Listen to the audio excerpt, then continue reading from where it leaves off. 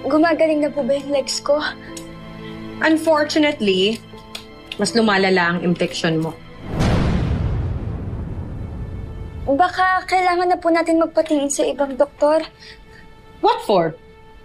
I'm a doctor. Kasi po, parang hindi naman po kasi ako gumagaling eh. Flor, iwan mo na muna kami. Kaya ko na to.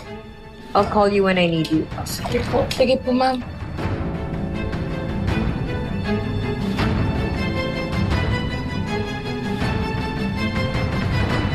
You have to clean it.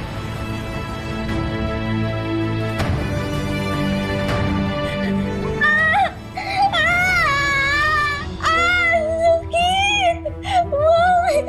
Mami, please! Kung sumusunod ka kasi sa mga sinasabi ko, o di sana hindi ito nangyayari sa'yo.